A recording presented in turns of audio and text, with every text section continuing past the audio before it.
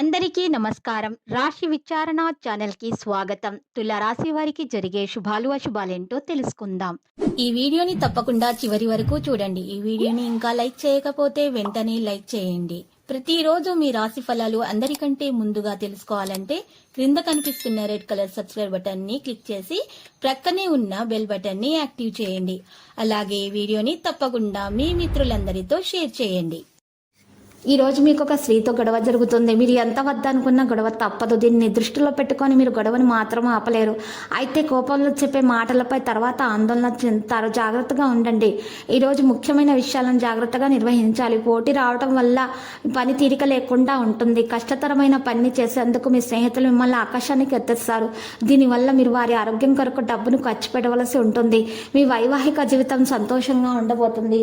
ఇది కేవలం మీకు ఈరోజు చూసినట్లయితే మీరు ఆరోగ్యంగా ఉండడానికి ప్రయత్నాలు చేయాల్సి ఉంటుంది.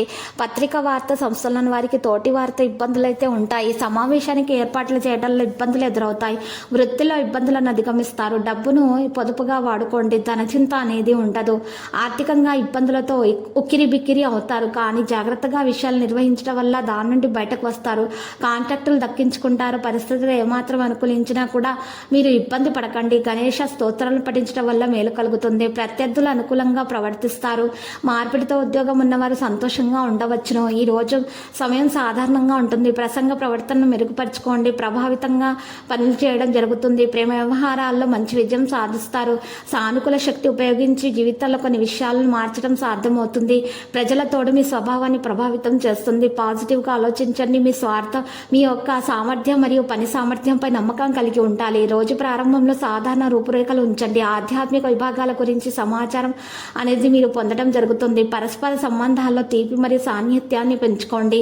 ఇక విద్యార్థులు అయితే మంచి భవిష్యత్తు సాధించే అవకాశాలు ఉన్నాయి. లక్కీ సంఖ్య 33, లక్కీ కలర్ మెజెంటా. పరిహారంలో కనకదుర్గమాత ఆలయ దర్శనం చేసుకుంటే కనకదుర్గమాత స్తోత్రాలను పఠించడం వల్ల మీకున్నటువంటి దోషాలు పరిహారం అవుతాయి. అన్ని శుభాలు కలుగుతాయి.